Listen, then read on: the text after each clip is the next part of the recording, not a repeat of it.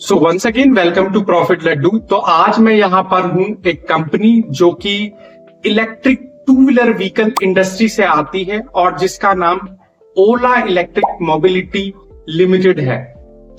तो करते हैं इस कंपनी का इन डेप्थ एनालिसिस। तो सबसे पहले इसके बिजनेस को समझ लेते हैं।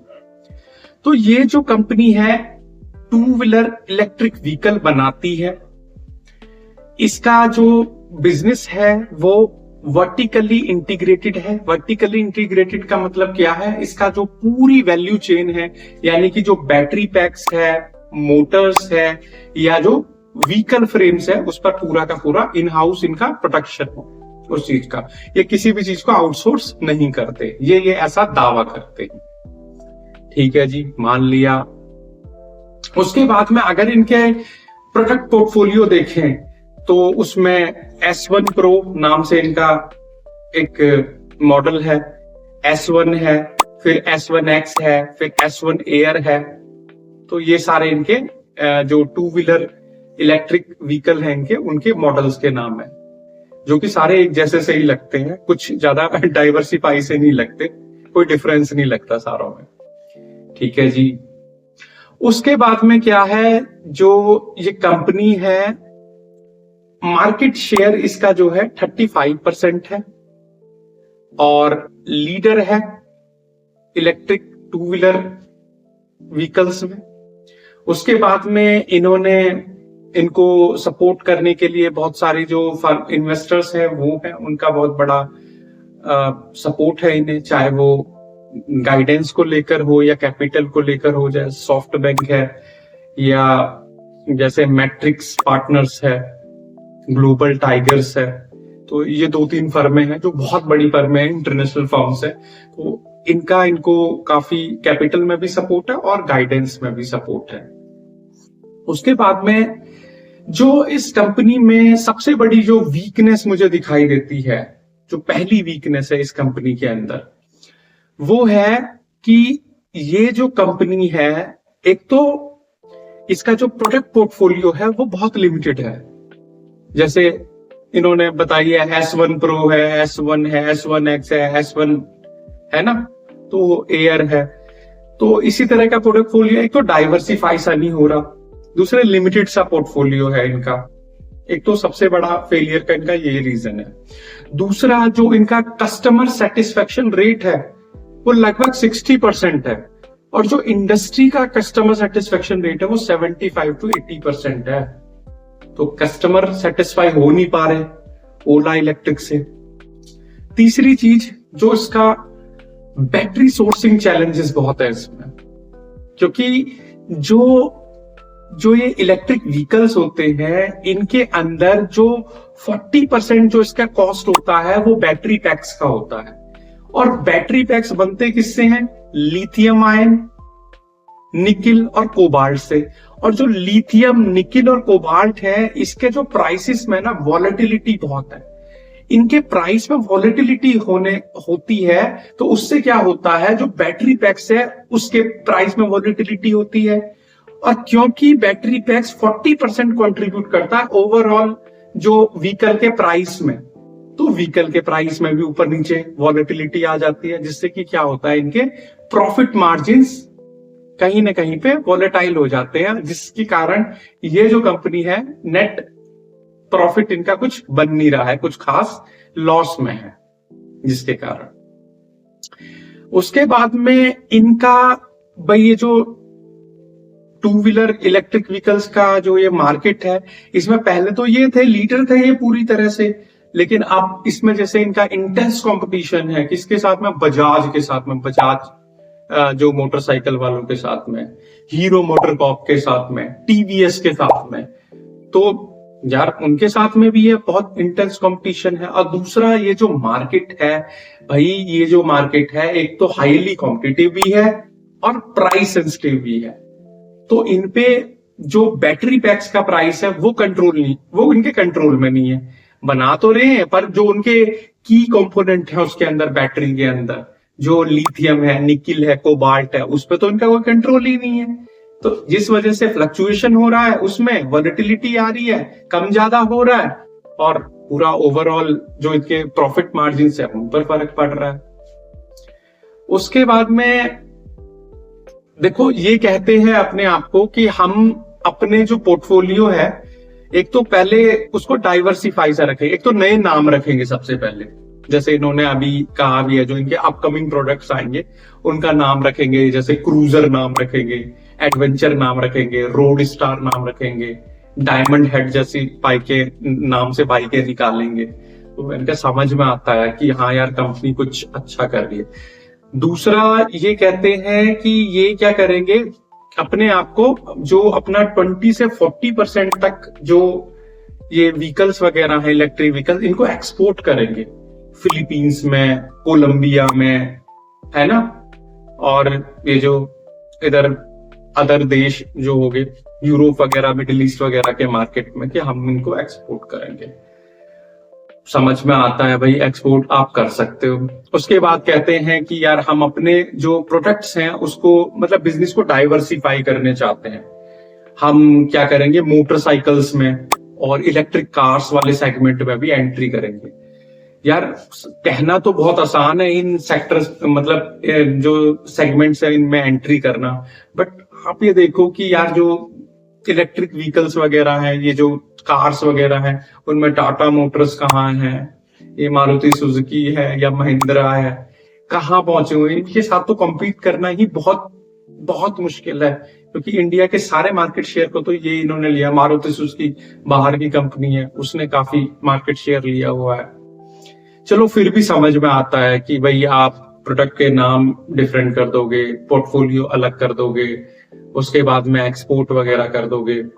उसके बाद में ये कहते हैं कि हम जो बैटरी की जो टेक्नोलॉजी है उसमें एडवांसमेंट लाएंगे, सो डैट की जो बैटरी की इफिशिएंसी को बढ़ाया जा सके और उसकी कॉस्ट को रिड्यूस किया जा सके। भाई बिल्कुल सही है अगर टेक्नोलॉजी में लिया है, पर वो टेक्नोलॉजी में एडवांसमेंट क्या आ सकता है इस चीज में।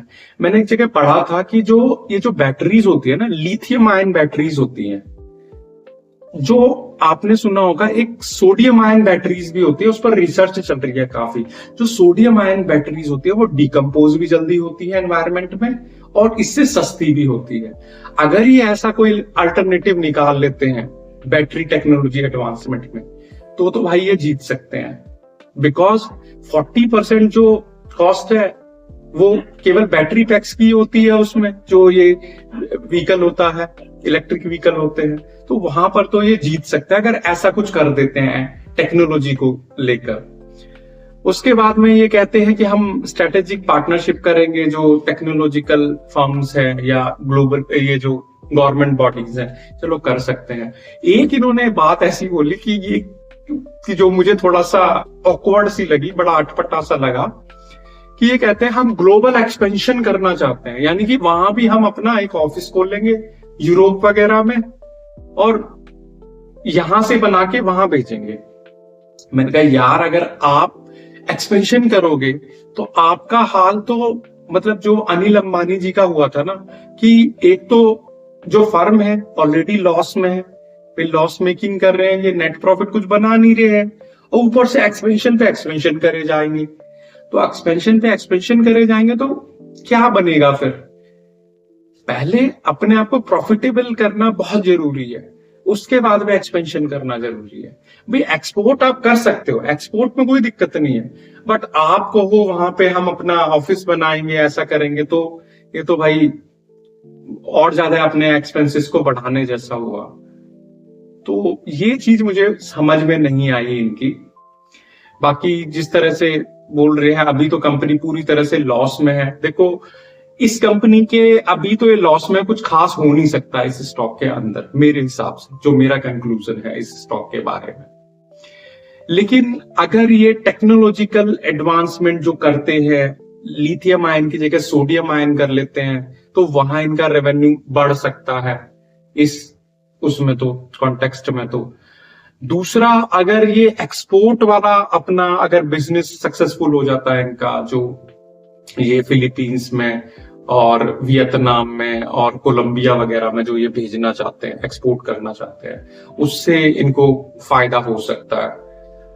और तीसरा, जो ये क्या कहते हैं, प्रोडक्ट के नाम वगैरह ये जो बदलेंगे, अपने प्रोडक्ट के नाम थोड़ा सा डिफर रखेंगे, तो उससे काफी फर्क पड़ सकता है। बाकी जो चौथा इन्होंने कहा कि ये इलेक्ट्रिक कार्स में, मोटरसाइकिल वगैरह में उतरेंगे, तो यार वो तो बहुत इंटेंस कंपटीशन हो जाना है इनके लिए, बहुत मुश्किल हो जानी, उसमें तो मुझे नहीं लगता। और ये जो एक्सपेंशन वाला जो मुझे लगता है कि वहां पे भी एक ऑफिस खोलो और अपने एक्सपेंसेस बढ़ाते रहो, उसमें भी मुझे दम नहीं लगता इनकी बात में। तो मेरा फाइनल कंक्लूजन यही है कि भाई एक तो आप मतलब एक्सपोर्ट वाला बढ़ा दें, दूसरा टेक्नोलॉजिकल एडवांसमेंट कर दें, और तीसरा ये जो स्ट्रेटेजिक पार्टनरशिप कर रहे हैं टेक्नोलॉजिकल फर्म्स और ये जो गवर्नमेंट बॉडीज के साथ में, ये अगर सही से हो जाए तो तब इसका उद्धार हो सकता है इस कंपनी का। अदरवाइज तो मुझे नहीं लगता कि कुछ उद्धार होगा, क्योंकि वही है कि जो लिथियम है, निकिल है, कोबाल्ट है, उसके प्राइस वोलेटाइल है, वो पूरी ओवरऑल प्रॉफिटेबिलिटी को इम्पैक्ट करेंगे, तो लॉस में ही रहेंगे। सो करते हैं इस कंपनी का इन डेप्थ एनालिसिस। तो चलते हैं मेरे साथ कंप्यूटर स्क्रीन पर। तो आज मैं यहां पर हूं एक कंपनी जिसका नाम ओला इलेक्ट्रिक मोबिलिटी लिमिटेड है, उसका इन डेप्थ एनालिसिस करने के लिए। और ये जो कंपनी है, भावेश अग्रवाल जी इसके को फाउंडर हैं, जो कि ओला कैब्स के को फाउंडर थे। उन्हीं की ये कंपनी है जो टू व्हीलर इलेक्ट्रिक जो वो होती है व्हीकल्स होती हैं, उनको ये मैन्युफैक्चरिंग करती है कंपनी। तो करते हैं इसका इन डेप्थ एनालिसिस। तो सबसे पहले देखते हैं इसका मार्केट कैप। तो मार्केट कैप अगर देखें तो 23,000 करोड़ की लगभग कंपनी है, जो कि एक लार्ज कैप कंपनी है। दूसरी चीज, इसमें जो इसका स्टॉक का पीई है वो प्रेजेंट नहीं है, आरओई भी प्रेजेंट नहीं है, और जो आरओसीई है वो -32 है। यानी कि भाई देखो, कंपनी एक तो बड़ी है, मतलब वॉलेटिलिटी चलो थोड़ी स्लो होगी, पी है नहीं जिससे कि वैल्यूएशन का पता चलेगा, आरओसीई -32 है, बहुत बेकार है, आरओई का आता पता नहीं है कंपनी में। ठीक है जी। ऊपर से जो एक चीज अच्छी है इसमें कि ये जो डेट टू इक्विटी है, ये ठीक है कि कर्ज कंपनी पे किसी तरह का कोई कर्जा वर्जा है नहीं। उसके बाद में ये जो पैग रेशियो है वो भी दे नहीं रखा है, और जो बुक वैल्यू है वो 14 की है, 14.9, और प्राइस टू बुक वैल्यू 3.52 की है। यानी कि अपने बुक वैल्यू के 3.5 गुने पे जो स्टॉक है वो ट्रेड कर रहा है, 3.5 गुने पे लॉस खा के। इसका मतलब कहीं ना कहीं अभी महंगा है शेयर, अभी भी उतना कुछ, क्योंकि उतनी वैल्यू नहीं क्रिएट कर रहा, उतनी प्रॉफिटेबिलिटी नहीं ला रहा शेयर जितना बढ़ा हुआ है। अब वैसे ही अपने हाई से लगभग हाफ हो चुका है, ये समझ लो आप। उसके बाद में जो करंट रेशियोज भी है, करंट लाइबिलिटीज जो है वो इनकी काफी ज्यादा है, जो 2.19 है।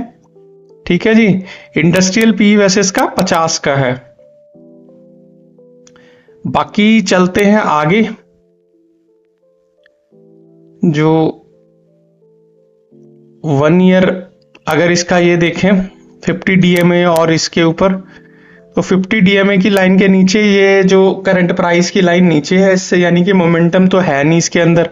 200 के भी नीचे है, दोनों ही ईएमए जो ये डीएमए है उनके ऊपर कोई मोमेंटम है नहीं। पीई कंपेयर कर नहीं सकते बिकॉज पीई वहां पे प्रेजेंट था नहीं। पीयर कंपैरिजन में ये देखें तो इसमें पीई वगैरह तो दे नहीं रखा था, तो कंपेयर ज्यादा कर नहीं सकते इसमें। बाकी वैसे ओला इलेक्ट्रिक का जो शेयर है, मार्केट शेयर, वो वैसे सबसे ज्यादा है 35% का। इसमें अगर नेट प्रॉफिट को देखें ना इनके, देखो नेट प्रॉफिट भी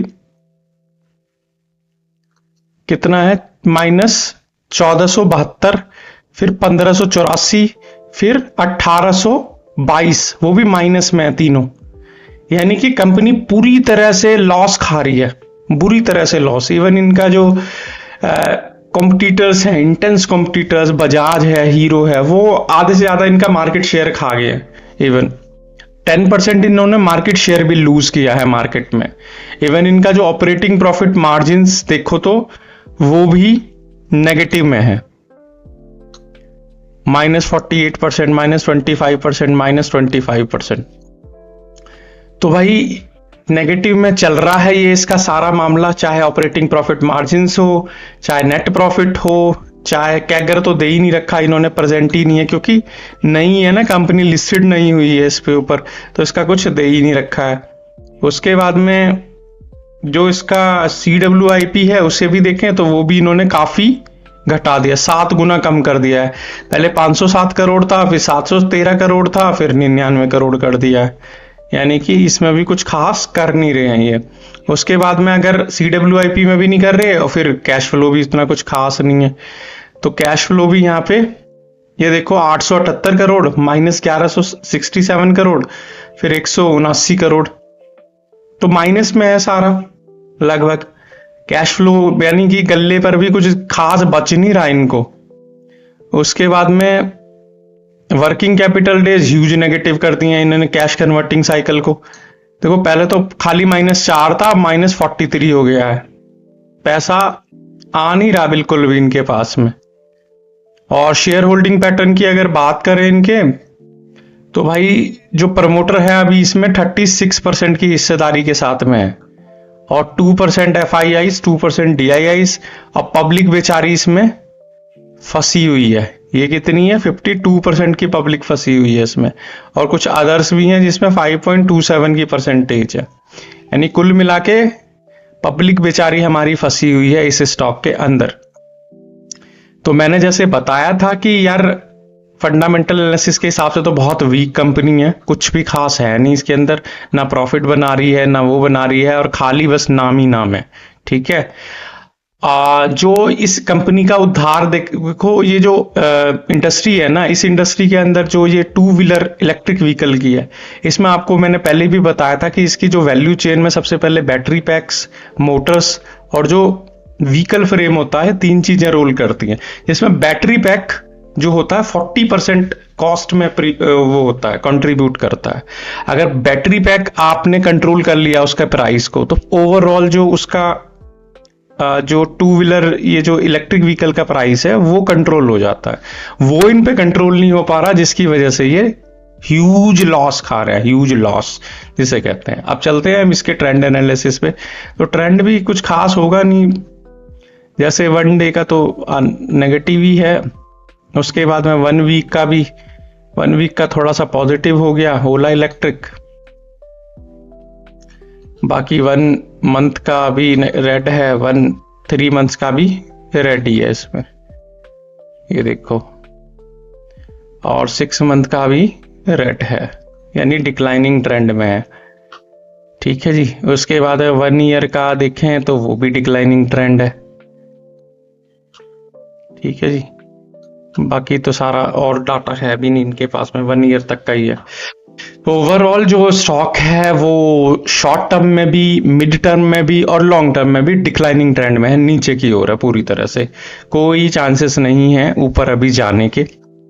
जाने के चांसेस तभी बन सकते हैं, या तो ये अपना जो कह रहे हैं ये कि जो 20 to 40% एक्सपोर्ट करना चाहते हैं वो करें, और दूसरा नई नई बाइक्स जो इनके मॉडल्स के नाम हैं वो S1 वगैरह से हटाकर कुछ और करें जो ये करने जा रहे हैं, और तीसरा जो बैटरी बैकअप जो जिनके टेक्नोलॉजिकल एडवांसमेंट करना चाहते हैं, जो ये बैटरी उसमें इफिशिएंसी में और उसको जो प्राइस कटिंग वगैरह में, तो उसके बेस पर कुछ कर सकते हैं, या अदरवाइज तो बहुत मुश्किल है इनके साथ में, बहुत ह्यूज लॉस में है कंपनी।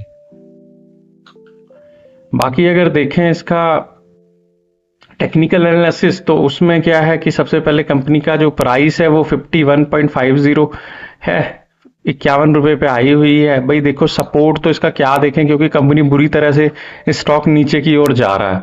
ठीक है, उसमें बस यही देखने वाली बात है कि 51 से ऊपर जो पहला रेजिस्टेंस है वो 66 रुपीज 66 पैसे का है, और जो दूसरा रेजिस्टेंस है वो 102 रुपये 50 पैसे का है। और जो इसका क्या कहते हैं सपोर्ट वगैरह है, यार सपोर्ट इसमें कुछ है ही नहीं, क्योंकि सपोर्ट वगैरह अगर हम देखेंगे तो बहुत नीचे है स्टॉक सबसे नीचे वाले लेवल पे पहुंचा हुआ है। सपोर्ट इसका नीचे ही है, 45 तक एक सपोर्ट है इसका, जो 46 रुपये 25 पैसे का है बस, ये जो नीचे वाला। बाकी इससे नीचे कोई डाटा है ही नहीं हमारे पास में, तो कर नहीं सकते इतना ज्यादा कुछ। उसके बाद में जो 20 DMA वाली लाइन है, ये जो लाइन है इसमें भी इसके नीचे है, तो कोई मोमेंटम तो है नहीं स्टॉक के अंदर। उसके बाद में अगर देखें तो इसका जो ये है RSI स्ट्रेंथ जो बताता है वो भी 35 का है, ओवरसोल्ड जोन में चल रहा है, यानी लोग निकल के जा रहे हैं इस स्टॉक के अंदर से। कोई चांस दिख नहीं रहा, कोई अपॉर्चुनिटी दिख नहीं रही है इस स्टॉक के अंदर कि इसको उठा ले। फिर रिवर्सल में भी कुछ खास दिखाई नहीं दे रहा है, यहाँ पे भी ये देखो दोनों टच तो कर रही हैं पर कुछ खास रिवर्सल है नहीं ट्रेंड में।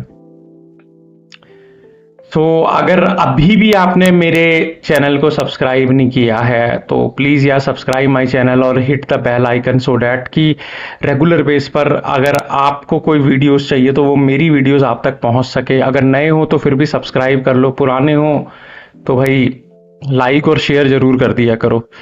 उसके बाद चलते हैं इसके कंक्लूजन पे। कंक्लूजन मेरा यही है कि भाई फंडामेंटल एनालिसिस बिल्कुल, फंडे तो इसके हिले हुए हैं, फंडा अलग हो रखा है, एनालिसिस अलग हो रखा है इसका, ठीक है जी, उसमें तो कुछ बचा ही नहीं है। दूसरा, इसका जो ट्रेंड भी है वो ट्रेंड भी बियरिश है, नीचे की ओर है, डाउनवर्ड्स है, कुछ खास है नहीं।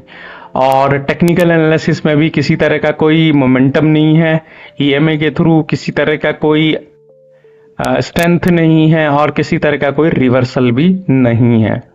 तो ये तीन चीजें भी नहीं है। तो ओवरऑल जो कंपनी है अभी तो किसी पोजीशन में नहीं है, ह्यूज लॉस खा रही है। आगे आने वाले समय पे हाँ, अगर ये बैटरी टेक्नोलॉजी एडवांसमेंट और जैसे अपना जो ये एक्सपोर्ट वगैरह का करना चाहते हैं 20 to 40%, तो उसके बाद कुछ इम्प्रूवमेंट आ सकती है, लेकिन अभी तो कुछ ऐसा देखने को नहीं मिल रहा है फिलहाल। So thank you so much.